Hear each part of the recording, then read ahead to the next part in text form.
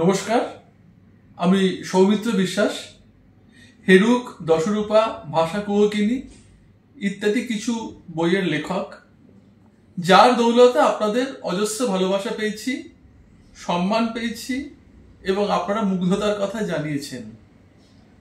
তাই থেকে আমার মনে হয়েছে যে কাল্পনিক কাহিনীর ওপরে দাঁড়িয়ে যদি আপনারা এতটা মুগ্ধ হতে পারেন, তাহলে আপনাদের আরেকটা বাস্তব জিনিসের সন্ধান দেওয়া যাক, যা থেকে আপনি সারা জীবনের মতন আনন্দ পেতে পারেন। তার নাম প্রাণিক হিলিং। ঠিক যে পদ্ধতিতে আগেকার দিনের মুনি ঋষিরা এবং সাধু সন্ন্যাসীরা ভালো থাকতেন, নিরোগ থাকতেন, সবাইকে আনন্দে রাখতেন, এটা সেই পদ্ধতি। যে আমরা যে সকাল থেকে রাত অবধি প্রত্যেকেই কিছু না কিছু পেশায় যুক্ত, রোজগার করছি, মাথা ঘাম পায়ে ফেলে রোজগার করছি। এই সবকিছু করার পেছনে মূল উদ্দেশ্যটাকে আমি কেন করছি? তার কারণ হচ্ছে আমরা সবাই কিন্তু আসলে ভালো থাকতে চাই। যে কারণে আমরা একটা চাকরি ছেড়ে আরেকটা চাকরিতে যেতে চাই, একটা ছোট বাড়ি ছেড়ে একটু বড় ফ্ল্যাটে যেতে চাই। একটাই কারণ, আমি আরেকটু ভালো থাকতে চাই, যা আছি তার থেকে আরেকটু ভালো থাকতে চাই। কিন্তু এই ভালো থাকাগুলো যেটা আমি উদাহরণ দিলাম, এগুলো সবই তো মেটেরিয়াল জায়গা। আসল ভালো থাকাটা কিন্তু আমার মনের মধ্যে। এবার নিজে কিভাবে ভালো থাকবো, মানসিকভাবে এবং শারীরিকভাবে, এটা এক নম্বর।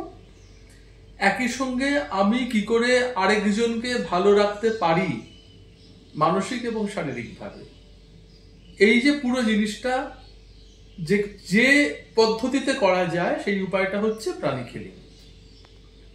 এবার হিলিং শুনে মনে হতে পারে যেরকম যে হয়তো কোনো টনিক খেতে হবে বা কোনো সাপ্লিমেন্টারি ফুড আছে, ফুড সাপ্লিমেন্ট আছে, কিংবা হয়তো খুব নিয়ম করে কোনো বিশেষ কিছু আসন, প্রাণায়াম সমস্ত করতে হবে, তা কিন্তু নয়। প্রাণিক হিলিং সম্পূর্ণ একটা আলাদা জিনিস। কিভাবে কাজ করে সেটা বললে আপনি বুঝতে পারবেন, কারণ তা না হলে বোঝা যাবে না আর কি।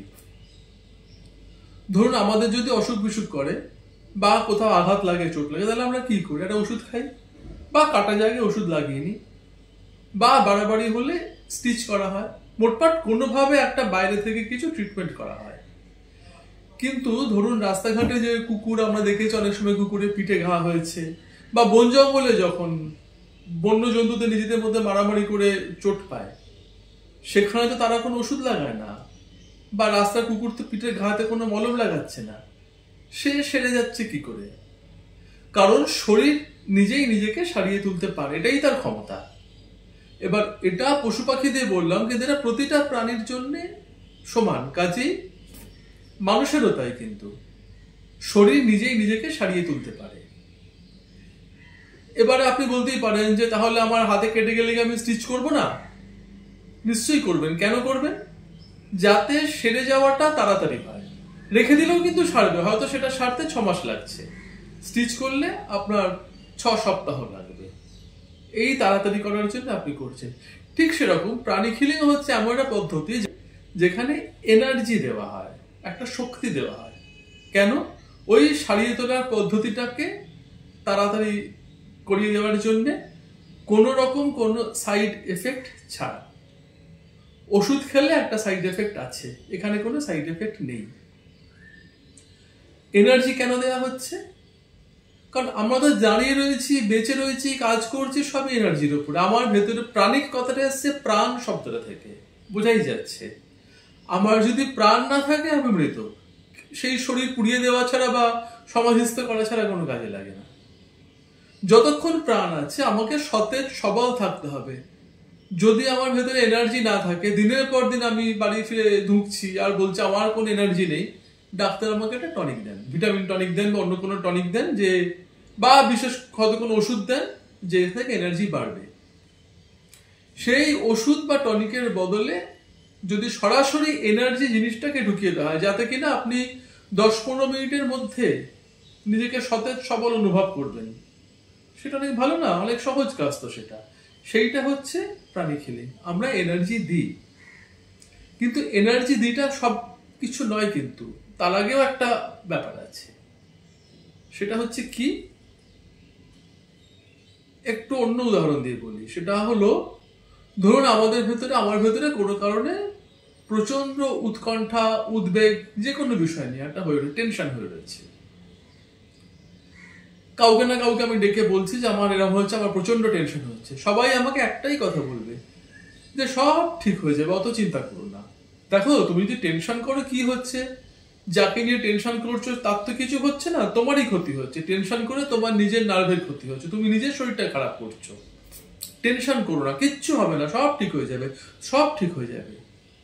ওরা আমাদের ভালো ভেবে বলে কিন্তু, এবং এটাও ঠিক যে শেষ অবধি জীবনে বেশিরভাগটাই ঠিক হয়ে যায়। কিন্তু যখন আমায় বলা হচ্ছে টেনশন করো না, এমন তো কোনো সুইচ নেই, মানে অন্তত আমার নেই, আমি জানি না কারোর, আপনাদের কারোর আছে কিনা, যে এই সুইচটা বন্ধ করলাম টেনশন বন্ধ হয়ে গেল। হয় না তো সেরকম। টেনশনটা আমি কিছুতেই ছাড়াতে পারি না, আমার ভেতরে চলতেই থাকে, চলতেই থাকে। আর সে সময়টা কি হয় ভেবে দেখুন, ঠিক এইখানটা মনে হয় একটা চাপ, ভার, কিছু একটা খুব ভারী কিছু বসে রয়েছে, মানে নিঃশ্বাস নিতে কষ্ট হয়। আমাকে খুব ডিপ ব্রিদিং না করলে আমি স্বস্তি পাই না। এই ভারটা যদি সরে যায়, আমি নিজে বুঝতে পারি কিন্তু আমরা, যে যদি এই ভারটা সরে যায় একটু আরাম পাবো আমি। প্রাণিক হিলিং দিয়ে কিন্তু আপনার চোখের সামনে আমি সরাসরি, আমরা যারা প্রাণিক হিলিং করেন তারা সরাসরি সেই ভারটাকে সরিয়ে দিতে পারে। আপনি যদি প্রাণিক হিলিং এর সাহায্য নেন, আপনি 10 থেকে 15 মিনিটের মধ্যে বুঝতে পারবেন যে আপনার এখানে সেই বুকের ভারটা নেই। একই রকম ভাবে কারোর প্রতি আমার ইরিটেশন, বিরক্তি হয়ে রয়েছে, সেই বিরক্তিটা কিন্তু আমার ভেতরে সারাক্ষণ রয়েছে। আমি সারাক্ষণ তার সম্বন্ধে কিন্তু নেগেটিভ জিনিসগুলো ভাবছি। কারোর সঙ্গে তাকে নিয়ে আলোচনা করতে গেলে আমি এই খুঁতগুলো দেখাচ্ছি, সে আরো দুটো কথা যোগ করে দিচ্ছে। আমি 4টে দেখেছিলাম, সে 2টো বললো, এবার আরেকজনের কাছে গিয়ে আমি 6টা বলতে শুরু করলাম। সবসময় এরকমই চলছে। এটা কিরকম হচ্ছে জানেন তো? একটা ছোট গল্প বলি।